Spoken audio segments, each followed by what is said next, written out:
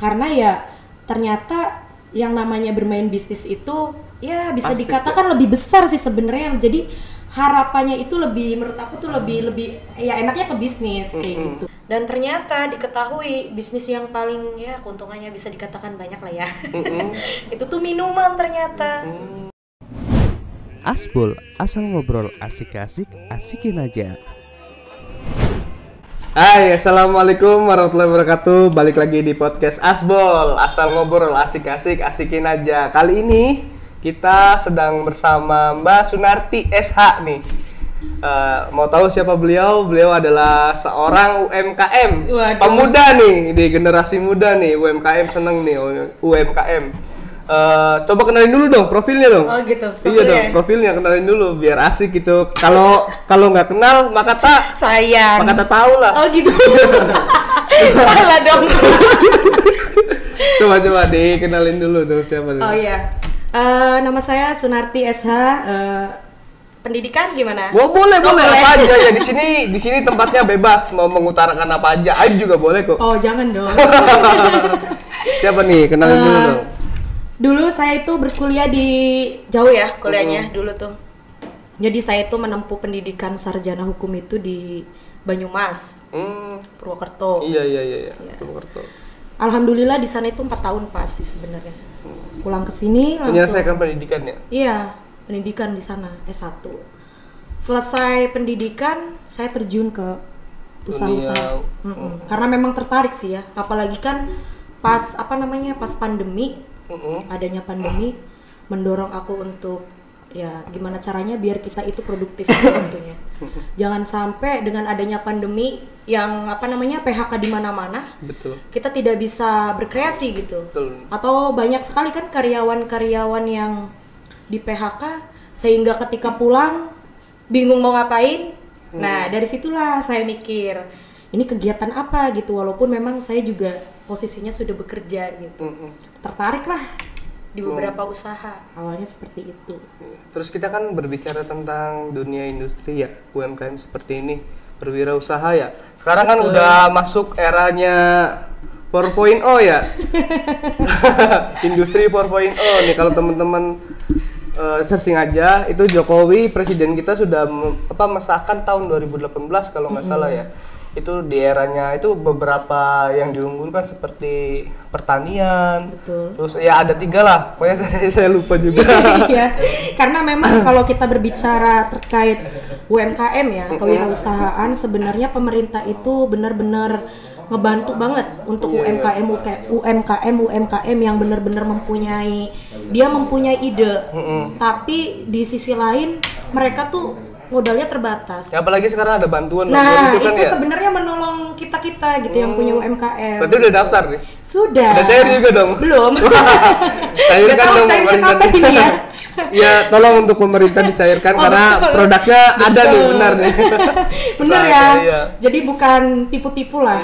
Karena kan banyak juga tuh mereka yang ngedaftarin tapi belum tentu mereka mempunyai usaha. Nah, itu yang benar-benar harus ditelisik gitu loh. Jangan sampai tidak tepat sasaran gitu. Iya sih. Kayak bantuan-bantuan sekarang kan banyak banget yang tidak tepat sasaran. Nah, itu kan sangat disayangkan sekali. Seperti terus itu. Ini kenapa sih umurnya berapa sekarang nih? Aduh, bahas umur aku tua banget. Berapa dia kira-kira umurnya? 24 tahun. 24 tahun. Kalau di Karang Taruna kan umur dari umur 17. 14 tahun. Ya, berarti ini lebih menguasai. 14 tahun sampai 45 tahun itu adalah warga Karang Taruna. Termasuknya adalah seorang pemuda. Nah, kenapa sih generasi muda seperti Mbak Sunarti ini lebih tertarik kepada UMKM? Kita tahu ya, maksudnya di luar itu juga sudah ada kerjaan yang lain gitu ya. Tapi yang saya tahu Mbak Sunarti ini selain dia punya produk Thai tea, dia juga punya yang hidroponik ya? Hidroponik, ya namanya Sakar Hidroponik. Kalian bisa cek aja di Instagramnya. Pokoknya nanti jangan lupa selalu cek deskripsinya kita, nanti bakal ada linknya. Betul. Buat langsung kita juga nanti sebenarnya terkait usaha hidroponik ini kita juga welcome banget kepada pemuda khususnya kaum milenial yang ingin belajar di bidang hidroponik.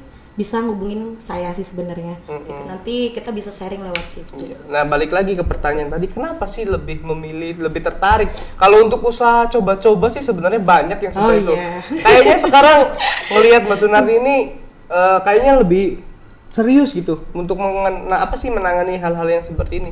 Kenapa gitu lebih memilih berwirausaha gitu. Berwirausaha. Iya, terutama produk minuman ini yang lagi terus promosiin. Jadi sebenarnya kan ini mungkin nyimpang banget. Banyak sih sebenarnya teman-teman rekan-rekan kerja yang mengatakan kok sarjana hukum kok bisa ke bisnis gitu kan. Nah, tapi kan jangan salah juga. Hukum juga kan mempelajari hukum bisnis juga di situ. Bener. Jadi kita juga ya walaupun kita terjun ke bisnis, kita juga nggak kosong-kosong banget gitu ilmunya gitu. Iya, kita tahu lah bagaimana caranya benar-benar ngejaga produk kita, kayak resep-resepnya, rahasia dagang kita juga kayak gitu. Kalau berbicara terkait menarik di wirausaha, sebenarnya kita berpikirnya begini.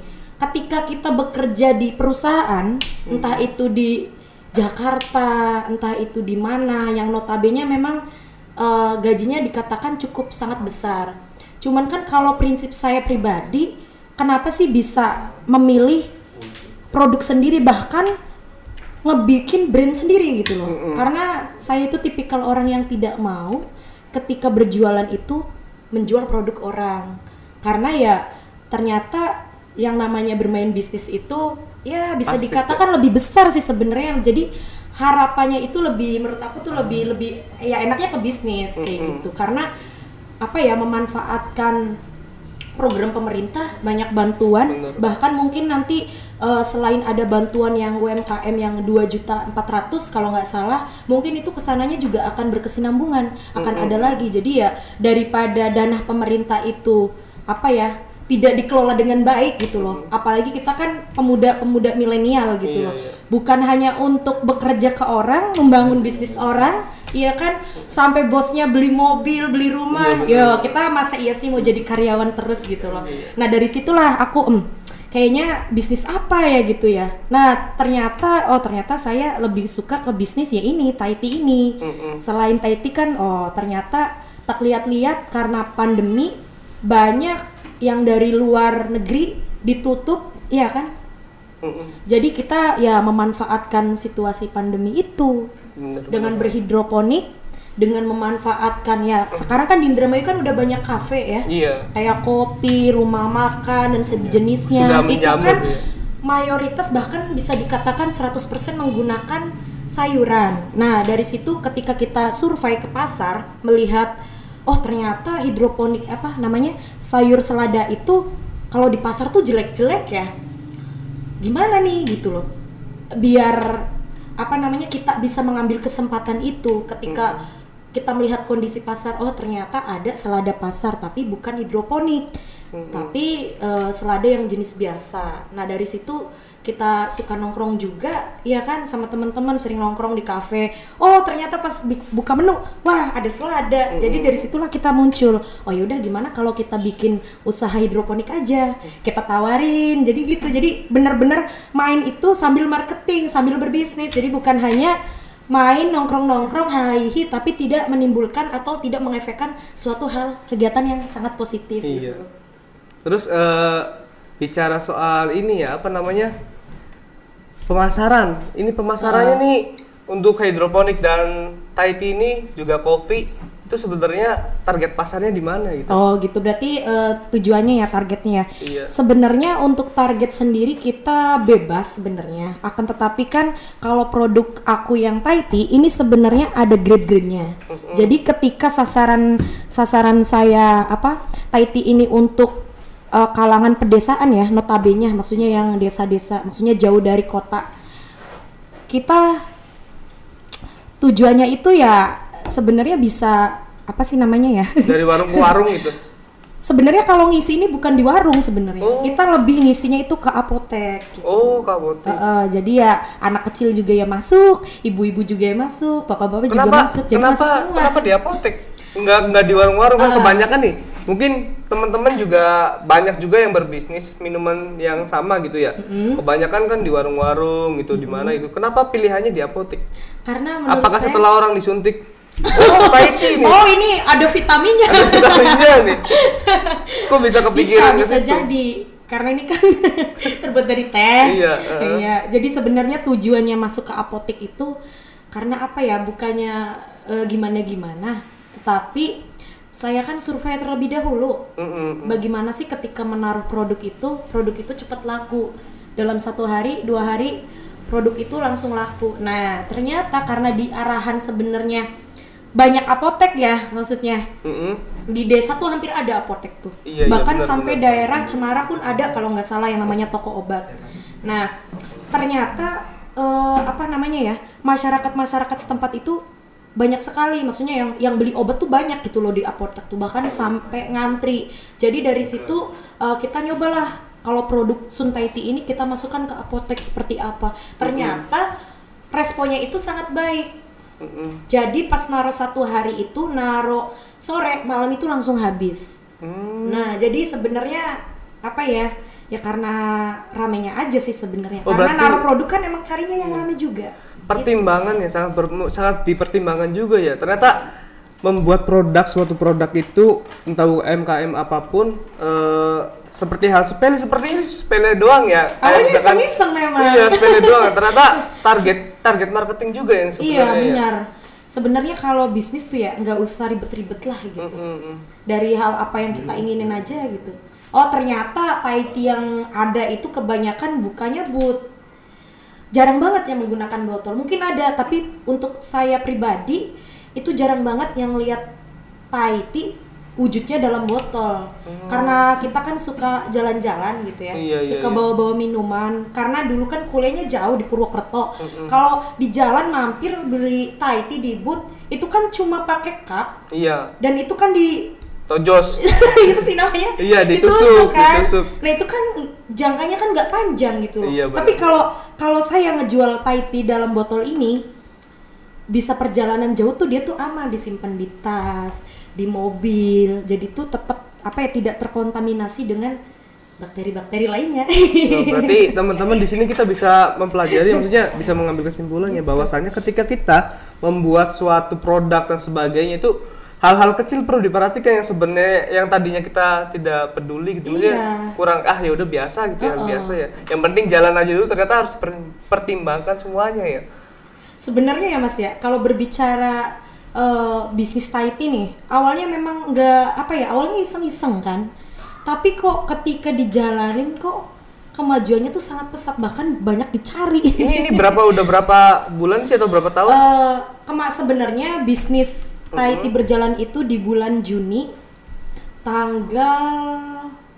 sekitar tanggal 20 ke bawah.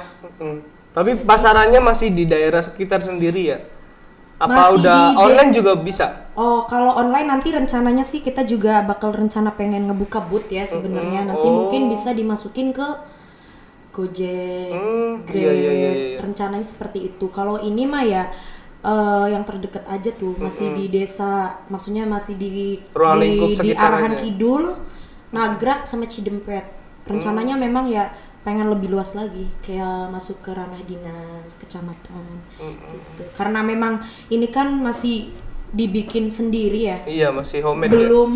Belum ada yang ngebantu, jadi belum bisa banyak banget. Tapi memang ini ya, setiap tadi yang bilang dikasih ke apotek itu memang cepet laku ya ternyata. Iya, gitu.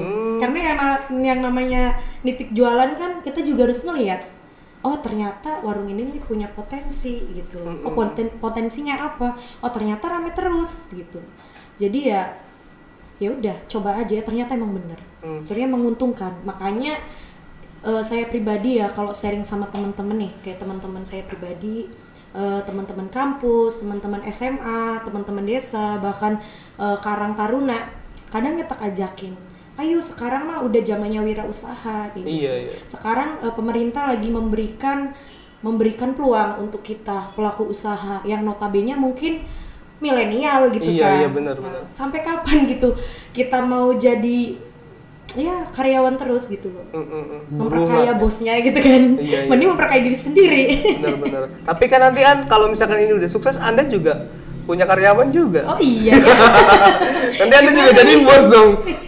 Sebenarnya gini, kalau berbicara tentang karyawan, kita itu lebih pengennya diharapkannya itu memperdayakan orang-orang yang belum memiliki atau belum mempunyai kesempatan kerja. Dia belum dapat kerja, silakan bisa belajar di hidroponiku, bisa belajar di usahaku, bahkan di usaha yang satunya bisa masuk ke travel, kayak gitu. Jadi kita sambil apa ya, bener-bener ya kerja, tapi kita juga punya aktivitas lainnya, biar nggak kayak pulang udah gitu kan. Nah sekarang gini, berbicara soal pemanfaatan bantuan dana dari pemerintah ya, kita tahu nih mungkin yang teman-teman yang memulai bisnis dan sebagainya untuk hal-hal yang kecil seperti UMKM ini kan agak takut dengan dana sebenarnya. Ini kan Mbak Sunarti ini kan pasti sebelum ada dana itu kan pakai modal sendiri awal. Itu ada takut kegagalan Oh sih? Gitu ya. Jadi sebenarnya berkaitan dengan modal. Kalau modal pemerintah saya belum pernah. Karena kan katanya juga daftar-daftar kan belum cair nih. Oh ya dia saya menunggu curhat ya. aja gitu kan.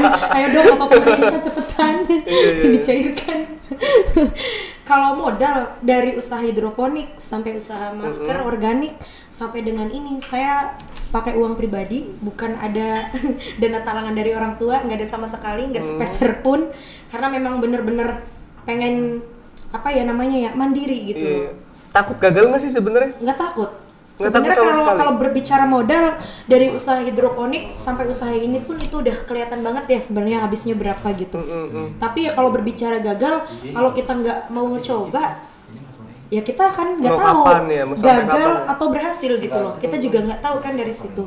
Kalau gagal, kalau misalkan dia mau jadi seorang pengusaha, gagal itu adalah hal yang biasa. Kalau misalkan kamu takut gagal ya jangan berani-beraninya untuk terjun ke dunia usaha. Udah investasi aja, investasi emas gitu kan. Iya. Tapi selama ini nih, sekarang kan tahu kan ada produknya seperti Taiti ya. Terus misalkan masker organik dan juga hidroponik. Nah, untuk berbicara soal Taiti, ini masa kadaluarsanya sampai berapa hari?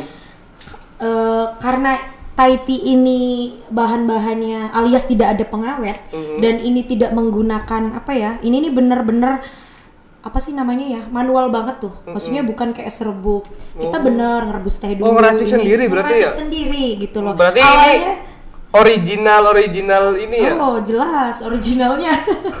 Karena ini pas nyoba kok enak gitu loh ya. Jadi ya udah, ini masa kadaluarsa ya tadi. Masa kadaluarsanya itu kemarin kan sebelum aku ngejual ini di toko-toko, kita kan penelitian dulu. Nah ternyata berbicara tentang kadaluarsa itu sebenarnya tergantung kulkas showcase-nya. Kalau misalkan dia bagus bisa sampai tahan 1 minggu, tapi minimal sih biasanya sih bisa sampai 5 harian, 7 hari udah basi. Jadi awet lah gitu. Untuk yang pertama kali, misalnya hari pertama nih, kan pasti ada survei ya. Ada survei ya, di dalam survei itu kan pasti disuruh nyoba-nyoba dulu kan teman-teman nih ya. Oh iya jelas itu mah. itu maksudnya di survei ke teman-teman tuh ada apa sih namanya ciri-ciri ininya nggak, maksudnya prosesnya gitu seperti apa gitu, cara memasarkannya ke relasi-relasi atau seperti apa gitu. Maksudnya lebih ke marketing berarti. Iya, marketingnya seperti apa gitu. Ini kan pasti kan kita membuat produk pertama ini kan pasti butuh yang tadi? Butuh apa? Review dulu kan ya. Jadi kayak testi. Nah, iya testimoni. Saya belibet tadi gelek tadi baca itu. Gimana tuh untuk tesinya untuk jadi sebenarnya kan awal pertama ngebikin tuh saya tuh ngedadak banget ya. Jadi bahan-bahannya tuh karena belum tahu nih, ini tehnya beli di mana, ininya beli di mana, botolnya beli di mana. Jadi botol mahal pun saya beli. Benar, botol mahal pun saya beli. Untuk hasil yang terbaik gitu. Karena awal itu maksain banget sebenarnya tuh ya, maksain banget. Nah, pas pertama bikin saya tuh 50 botol bikin. Awal 50 botol. Nah, saya itu kemarin pertama bikin Suntaiti ngebawa di kantor Bawaslu. Kantor Bawaslu, kantor lama sama kantor baru. Di Gakumdu sama yang Bawaslu situ tuh Marga Dadi. Saya itu bawa kalau nggak salah 20 ke atas lah, 20 botol ke atas. Saya bagiin gratis untuk sama testi. Komisionernya, staff-staffnya, dan ya rekan-rekan yang lain lah. Nah, pada saat tegukan pertama nih. Katanya wah ini enak. Ini enak banget, serius sih katanya. Jadi tuh rasanya tuh nggak manisnya tuh nggak ninggal gitu loh. Nggak kayak kerasa banget. Nggak itu tuh bukan nggak ada rasa yang tertinggal loh ya. Jadi kayaknya tuh ya udah minum manis tapi udah plong gitu loh. Kayak nggak nempel di sini. Nah katanya karena orangnya nggak suka terlalu manis gitu. Jadi cocok untuk yang bener-bener low sugar gitu. Iya. Nah, dari situ sisa 10 botol kalau nggak salah. Sisa beberapa botol saya coba untuk masukin ke apotek. Dan ternyata responnya tuh sangat baik. Sehari apa 2 hari itu langsung laku. Dan itu dicari sama konsumen-konsumen lainnya. Sun mana ya aja? Sunku maksudnya mah. Iya. Nah, gak apa-apa jawabannya. Pak aja ada sun nggak kayak gitu. Sampai pembeli itu saking nyarinya nih pengen hubungin gitu. Bahkan udah banyak kayak melalui Instagram pengen join. Pemasaran pertama produk untuk di-review ke teman-teman itu dari relasi dulu ya. Relasi teman-teman dari yang Bawaslu tadi. Terus akhirnya memberanikan diri untuk dicoba di apotek. Ternyata pas hari pertama pun langsung habis. Iya. Tak kirain hari pertama itu nggak habis gitu. Terus merasa merenung gitu. Ada ngedon itu, aduh nggak habis. Mau dilanjut apa enggak? Ternyata enggak. Sebenarnya berbicara tentang habis dan tidak habis itu apa ya? Bukannya nggak habis ya Mas ya? Karena dari pertama saya naruh Sun Thai Tea di toko, di apotek itu habis terus. Pernah nggak habis itu di toko, bukan di apotek. Itu bukan nggak habis gara-gara nggak ada yang beli. Baru naruh 2 hari, mungkin gara-gara showcase-nya jelek, jadi udah sedikit basi, lalu dibekukan, tapi banyak yang nyari. Gitu. Jadi langsung yang punya toko ngubungin kan, langsung stok lagi di situ. 1 hari, besok sore naro, besok pagi udah dikabarin habis gitu.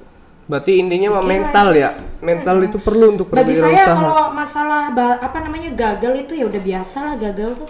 Ini boleh dicobain gak sih? Boleh dong. Ada yang dingin, mau yang dingin apa yang mau yang dingin dong. Oke ya, jadi ini aku ngambil sendiri guys. Operatornya gimana sih ini operatornya nih?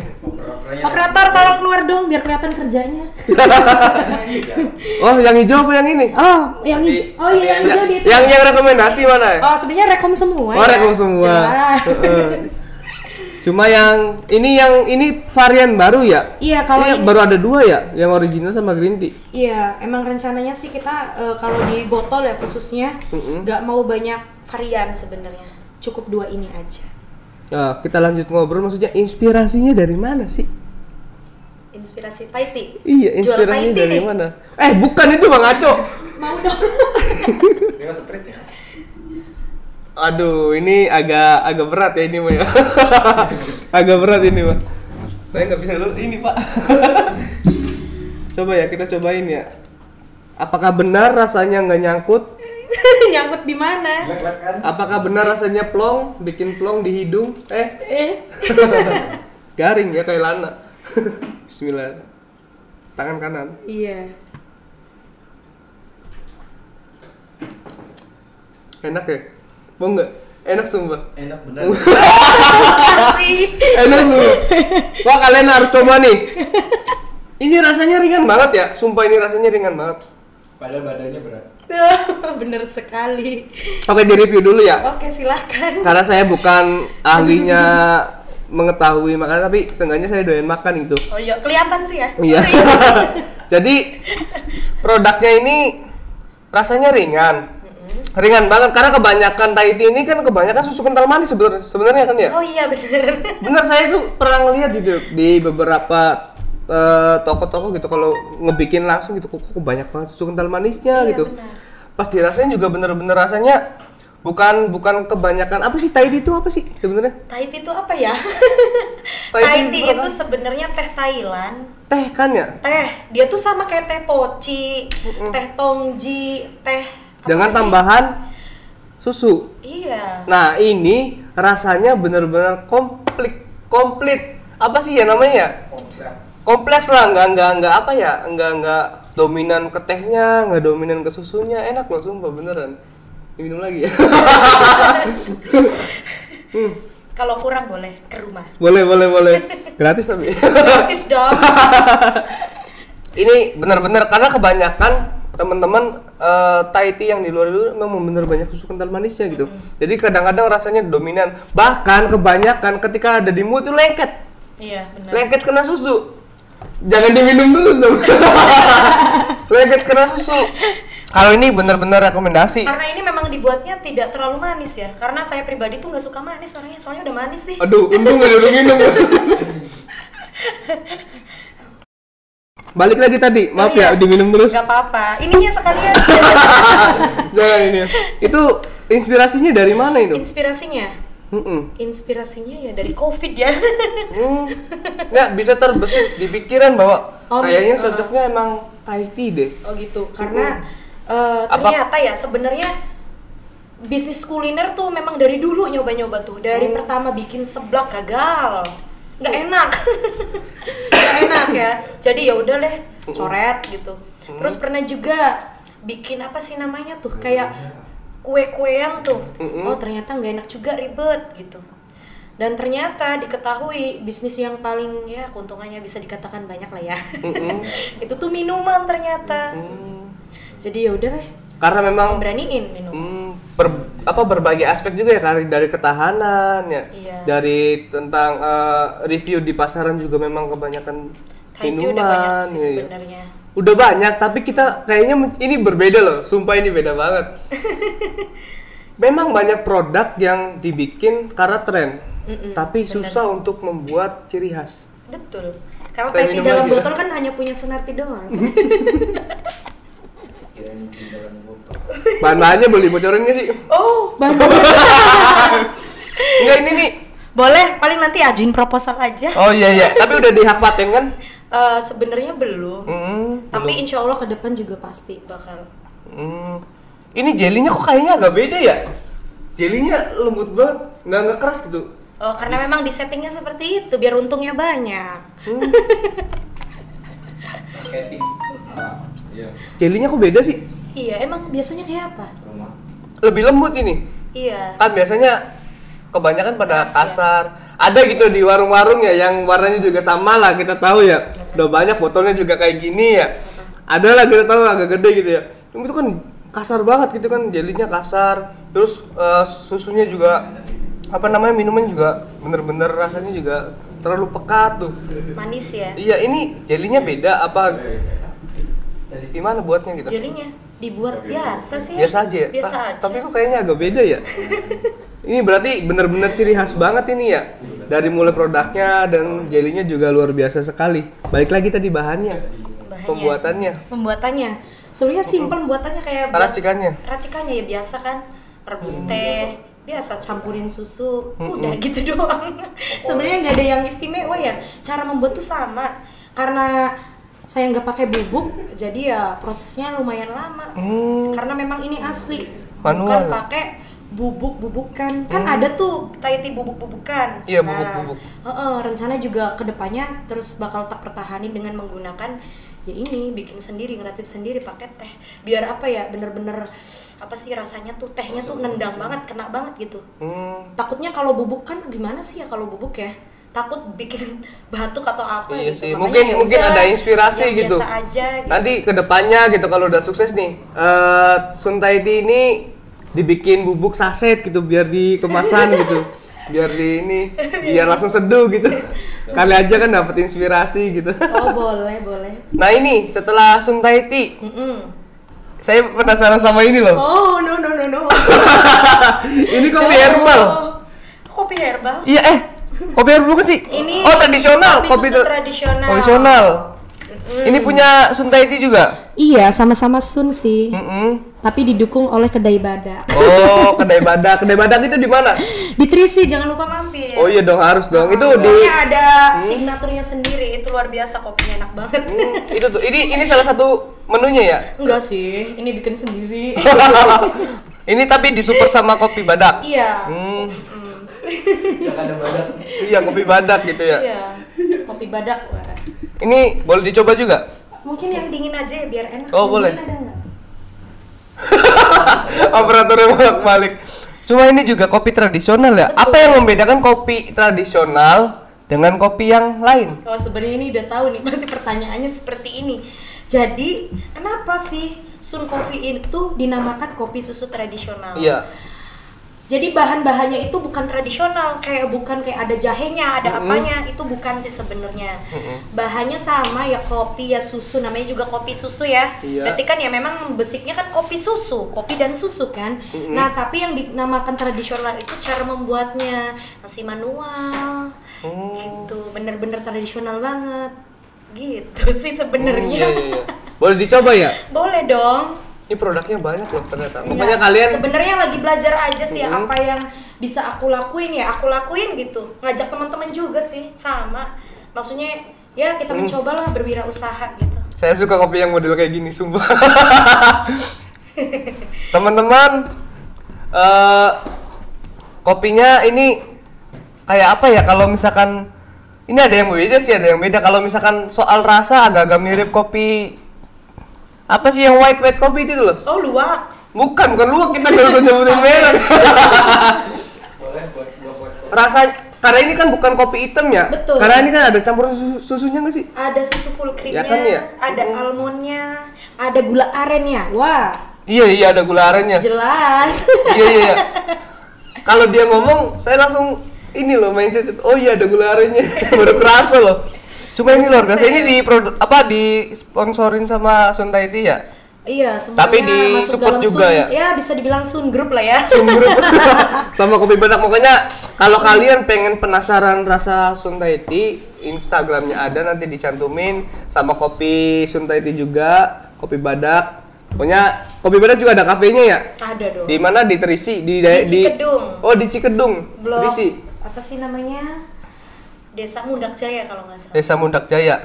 Ownernya Ownernya ada di sini. Fajar. Oh, ada di sini nih, ownernya di belakang nih.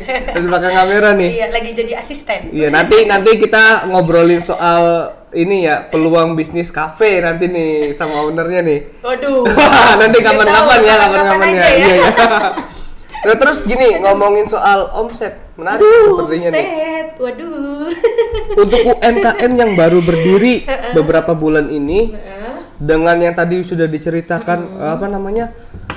Ininya langsung habis gitu kan, memang disukai produk-produknya. Berapa sih omsetnya? Omsetnya yang jelas bisa beli skincare 3 kali. Skincare-nya berapa itu harganya? Berapa Ya. dulu harganya? Ada kan yang skincare harganya malu ya. 20.000? Nggak ada. Oh, nggak ada. ada ya.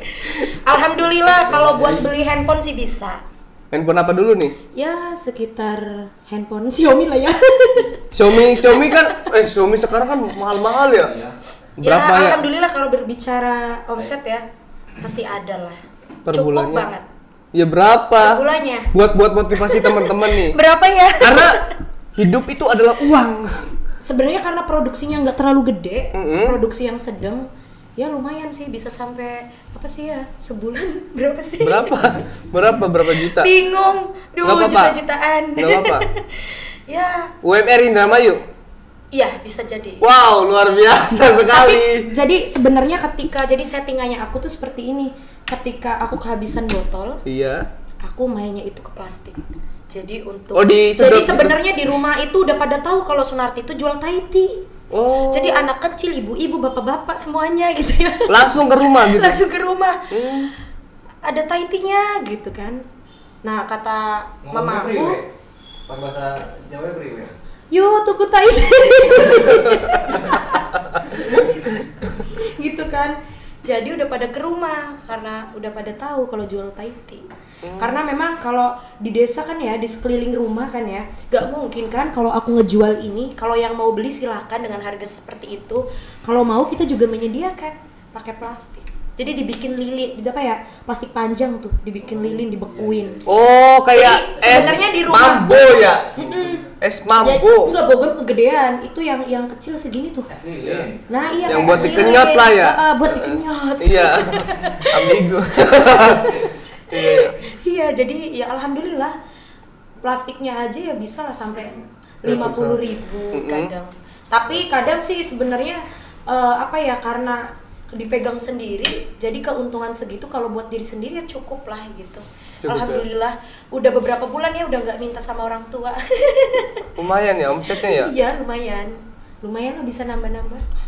Nah sekarang teman-teman ngobrolin soal apa namanya UMKM ya, sepertinya memang sudah saatnya kita iyalah. Iya, daripada kita menjadi buru ya, daripada apapun ini. itu usahanya, sekecil apapun itu. Apalagi usahanya, kita memanfaatkan bantuan pemerintah juga ada ya, sudah ada ya. Betul banget. Kembali lagi yang ke Jokowi tadi tahun 2018 sudah diresmikan yang 4.0, kembali ke industri ya, zamannya UMKM dan sebagainya. Apa pemuda itu memang harus berwirausaha ya. Itulah.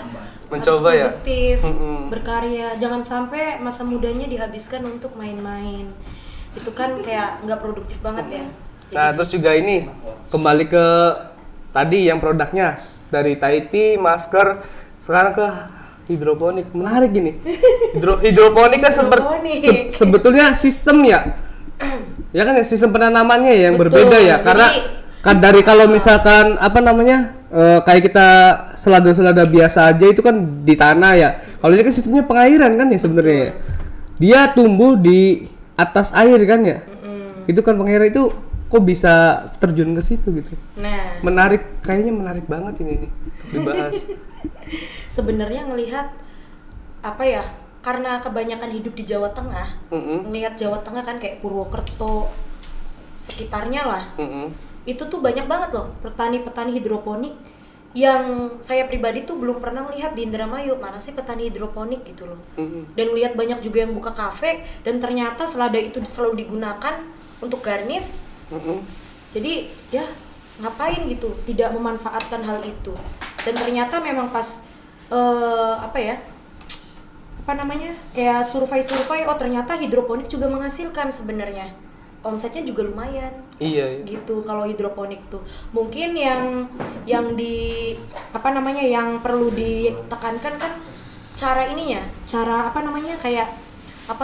pengelolaannya dimantepin. Gimana caranya ketika hidroponik itu diaplikasikan ke Indramayu yang notabene wilayahnya cukup panas gitu loh. Iya, benar. Kebanyakan hidroponik kan di Majalengka. Bahkan saya pribadi pernah menanyakan ke yang pernah kerja di Jogja, kayak mall, Surya, khususnya di Indramayu, itu katanya sih dengar-dengar yang nge-supply sayuran, katanya pernah dari Majalengka juga. Jadi sangat disayangkan sekali ketika memang ada kayak Jogja di Indramayu, Surya dan sebagainya. Kok enggak kita sebagai asli Indramayu yang mempunyai mall-mall kecil gitu lah ya, notabene kenapa kita tidak bisa masuk gitu? Padahal dari segi pertanian kita bisa melihat Indramayu itu jangan salah, pertaniannya itu sangat luas, gitu kan? Betul. Kayak ikannya juga masyarakat pesisirnya juga cukup luas Indramayu. Iya, karena kita ketahui Indramayu adalah kota dengan garis pantai terpanjang di bagian utara. Termasuk gitu. juga dalam segi pertaniannya. Kenapa kayak petani jahe, petani kencur dia tidak mau gitu loh, bukan tidak mau ya, kenapa tidak diberi kesempatan atau tidak diberikan informasi terkait itu tadi pengisian ke mall-mall gitu loh. Setidaknya kan ya jangan sampai lah, tinggal kita bagaimana caranya untuk meningkatkan kualitas pertanian kita biar masuk ke dalam grade yang ada di Jogja itu kan bisa. Berarti ini kan balik lagi sebenarnya ke peluang bisnis ya, melihat bisnis. Ketika melihat peluang bisnis dari kafe-kafe dan sebagainya itu pemasoknya dari luar Indramayu, ketika Indramayu bisa memanfaatkan hal tersebut kan kenapa tidak gitu kan? Karena yang saya ketahui hidroponik itu adalah minim lahan sebenarnya. Iya, jadi kalau misalkan yang biasa-biasa kita butuh lahan yang banyak, yang panjang ya. Kalau hidroponik kan aja 1 meter 2 meter sebenarnya itu bisa jadi loh. Bisa bisa menggunakan lahan itu dengan semaksimal mungkin gitu loh. Bisa bentuknya kan macam-macam tuh, ada yang ditingkat, ada yang menyamping. Tapi kalau kita pertanian yang biasa alias yang bukan hidroponik itu kan sangat susah, apalagi mereka yang tidak mempunyai lahan. Betul. Jadi bisa kayak di samping rumah, kayak bertanam di rumah, bisa juga untuk dilakukan bisnis juga. Jadi enak sebenarnya hidroponik tuh. Tapi yang saya penasaran dari awal itu adalah hidroponik dan lahan biasa itu modal awalnya sama enggak sih sebenarnya? hidroponik dengan lahan biasa. Kalau berbicara dengan modal ya, kalau lahan biasa kan mungkin butuhnya itu kan kayak ngebayar ngebayar orang untuk apa sih namanya tuh? Iya untuk ya ngegali lah, ngecangkul buat nginiin tanah gitu loh. Nah tapi kalau berbicara modal menurut saya pribadi ya, karena orang tua saya juga kan punya sawah juga. Jadi kalau berbicara pembuatan sampai dengan penggarapan sawah kan bisa digarap, kalau kolektor itu kan bisa 1 juta 2 juta kelar lah. Betul. 1 hektar misalkan kelar. Tapi kalau hidroponik itu biasanya ya dari kan kita kan beli bambunya, beli atapnya, bahkan sampai ke bibit, ke rokol, sampai dengan nutrisi buat airnya. Biar hidroponik itu tumbuh dan ya mempunyai rasa yang enak gitu loh. Jadi rasanya nggak pahit gitu. Jadi ya kalau berbicara modal, hidroponiknya kita itu bisa mencapai berapa ya? Karena 2000 lubang ya sekitar kurang lebih 20-an. Berarti lebih ini dong, lebih ngepres kan ya, lebih sedikit kan ya sebenarnya ya. Kalau ongkos yang segitu ya juta-jutaan dengan lahan yang gede itu bisa ditumpuk-tumpuk kan, itu udah kelihatan banget sih omsetnya ya. Sebulan ya bisa nyampe jutaan. Di atas 5 ya bahkan 10 juga nyampe. Karena memang produknya itu dari yang biasa dengan hidroponik itu berbeda harga kan ya? Iya. Bedanya berapa itu? Bedanya kalau di pasar itu selada itu 20 ribuan. Tapi kalau di hidroponik itu minimal itu 30 ribu 1 kilo. 30 ribu? Iya. Karena pasarnya juga maksudnya bukan lebih ke langsung ya, lebih ke personalnya langsung ya ke orang-orangnya gitu ya. Kalau misalkan sayuran biasanya ketika sudah dipanen ke pengepul lalu ke pasar tradisional itu sebenarnya mengurangi kualitas ya, nggak seger juga. Makanya kebanyakan kayak rumah makan itu pada sukanya hidroponik sebenarnya, karena beda sih ya gitu, lebih bagus juga biasanya, tahan lama sih sebenarnya. Mereka tuh para pelaku usaha tuh milih yang tahan lama sayurnya itu biar cepat. Iya sih. Terus juga kan ngomongin soal kesehatan kan sebenarnya hidroponik kan lebih sehat ya, karena betul. Apa tuh yang membedakan? Kenapa kita berbicara ya, misalnya tanda tanya kan ya, kenapa hidroponik lebih sehat ketimbang yang tanam model tanah gitu? Apakah dari pestisidanya? Itu gitu? Sebenarnya kalau yang lahan kan kita kan terus kalau yang lahan kita kan butuh obat, pestisida dan sebagainya. Itu kan bener-bener nggak bagus banget buat kesehatan. Iya benar. Kita kan organik gitu loh, nggak menggunakan obat-obat itu. Ya jadi ya menurut saya pribadi dan teman-teman kesehatan saya juga ya menyarankan menggunakan sayur hidroponik, maksudnya sayur organik. Gitu. Iya. Untuk pertumbuhannya itu pakai pupuk nggak sih kalau hidroponik? Enggak dong. Biarkan begitu aja. Ya ada obatnya, tapi obatnya kan organik juga. Iya organik juga. Pupuk juga ya gitu. Iya. Semacamnya gitu ya. Semacamnya pupuk, tapi dicairin. Nah, jadi buat untuk nutrisi.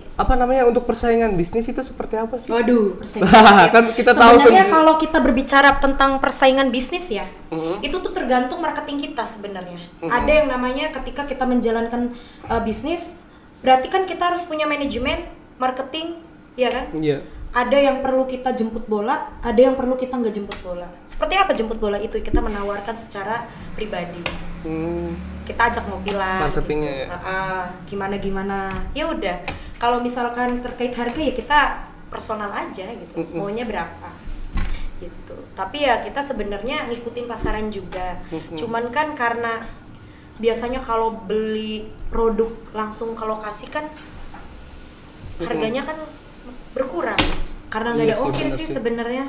Itu persaingannya cukup ketat sih sebenarnya. Cuman kalau persaingan hidroponik itu ada kan beberapa hidroponik di Indramayu ya hubungannya baik-baik saja. Berarti malah saling membantu ya sepertinya ya? Iya, saling sharing. Ada juga. Komunitasnya nggak sih kira-kira? Sebenarnya yang ada hidroponik kayak gini, Taiti atau hidroponik? Oh ada. Cuman kalau kita pribadi masih angkuh, nggak mau gabung. Oh pribadinya. Nggak tahu kenapa. Oh ini kalau hidroponiknya punya Sunarti ini pakai pesugihan nggak? Waduh. Oh enggak. Pakai. Kira-kira. Pakai. Oh pakai. Iya. Pesugihan apa itu? Nggak tahu.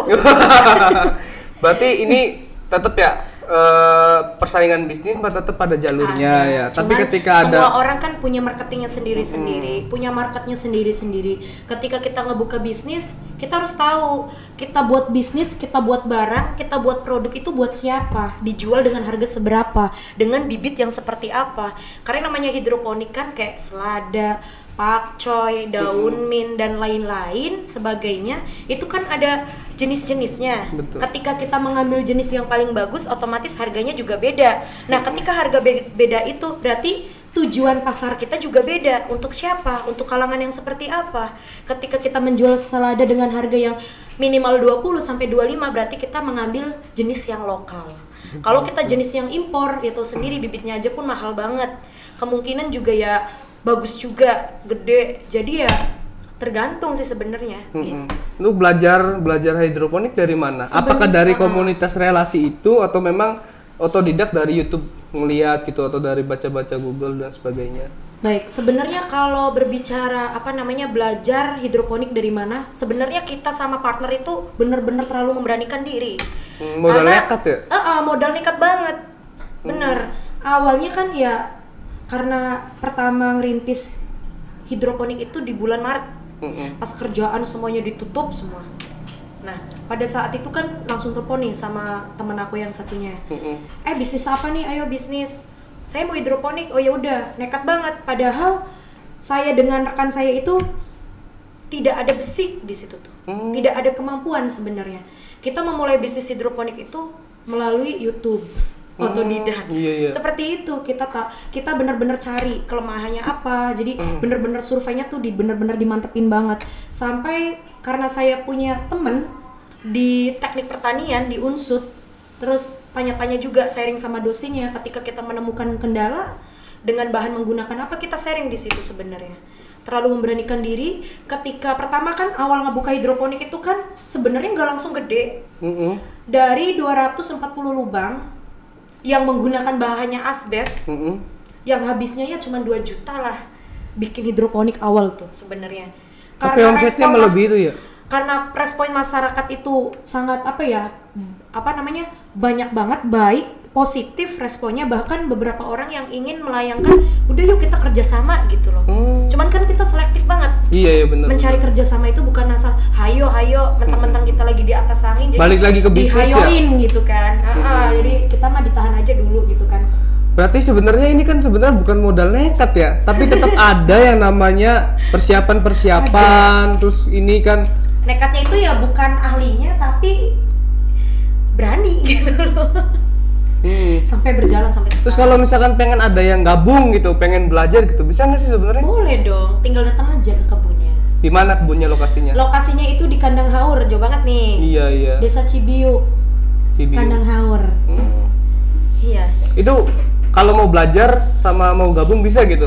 Untuk apapun, misalkan kalau mau pengen belajar nih tentang Tahiti, pengen belajar nih tentang ini gitu. Ya nggak apa-apa, paling nanti ya rekeningnya aja sih. Pokoknya nanti tetap aja teman-teman selalu cek deskripsinya, di situ ada link-linknya, nanti kita bisa di. Kita benar-benar kebuka sih yang namanya sharing-sharing kayak tentang hidroponik, minuman-minuman gitu. Kita juga ngerasa bangga sih, seneng ya. Bisa sering-sering sharing-sharing gitu loh sama teman-teman semua gitu.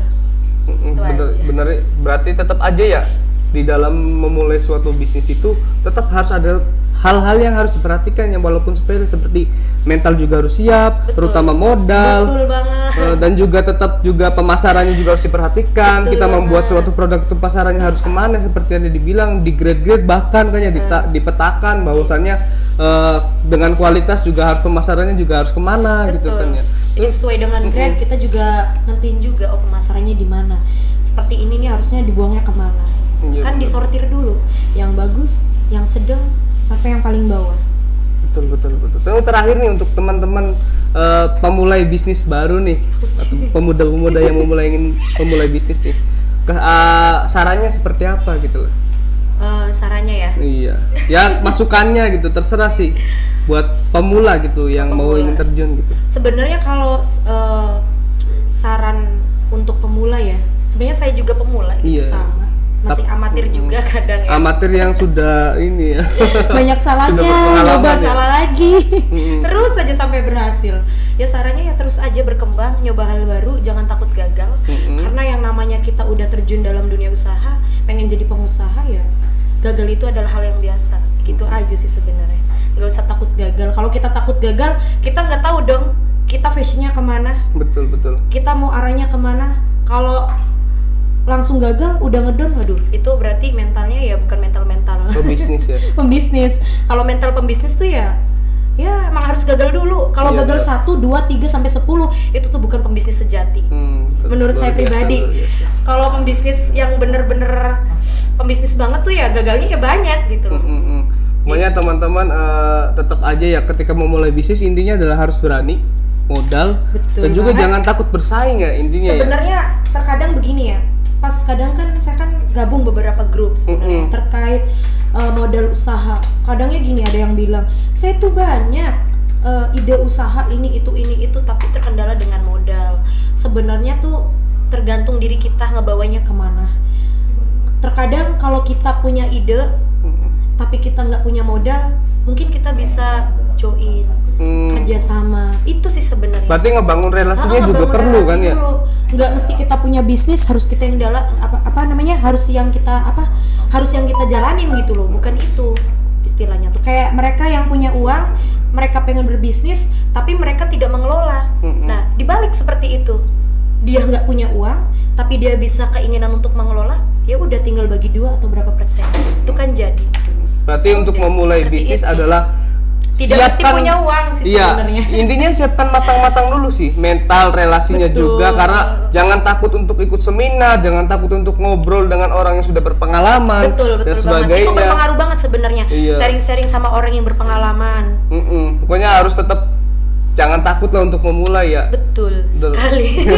Oke, terima kasih Mbak Sunarti, sukses Sama-sama. selalu. Namanya siapa? Namanya Pobos. Pokoknya teman-teman jangan takut lah untuk memulai ya intinya. Betul. Ya. Jangan takut Apalagi juga. masih muda, aduh. Iya, makanya jangan. Sangat disayangkan sekali ketika muda dihabiskan untuk pacaran, kan? Tetap terus melangkah, jangan lupa nih Suntaitinya dan juga Dibeli. kopi tradisionalnya. Makanya jangan lupa cek sering deskripsinya karena di situ banyak juga narasumbernya, langsung linknya di Instagram dan Jangan sebagainya. lupa kunjungi website aku juga punya. Oh ya, silakan promo terakhir nih, promo nggak apa-apa. http http sunarti.me.id. itu apa itu isinya? Itu sebenarnya kegiatan sehari-hari tapi diselingi bisnis, diselingi materi juga tentang hukum, diselingi bantuan hukum juga. Jadi kan saya pribadi kan ngebuka konsultasi hukum. Masih ya? Masih dong. Masih berbicara soalnya. Masih. terus Masih ngebuka kantornya di rumah aja. Bisa ketemu ya, bisa lah dijadiin konsultasi ya. Betul, konsultasi. Pokoknya Masalah itu dah. apapun. Ini adalah seorang pemuda yang luar biasa, teman-teman. Jangan dengan umur yang masih relatif belum Tua ya? belum Oh, tua belum loh. tua. Belum menikah 24 tahun. Belum menikah. Bisnisnya juga sudah mulai berjalan. Amin. Bahkan lebih dari 1. Pokoknya tetap terus semangat buat teman-teman yang baru memulai. Terima kasih. Jangan lupa subscribe, like, comment, and share. Dan juga di Visa BNFR juga kami juga punya review-review tentang makanan. Pokoknya jangan lupa di subscribe juga. Oke, terima kasih. Assalamualaikum warahmatullahi wabarakatuh. Dah, ciao. Asbol, asal ngobrol asik-asik, asikin aja.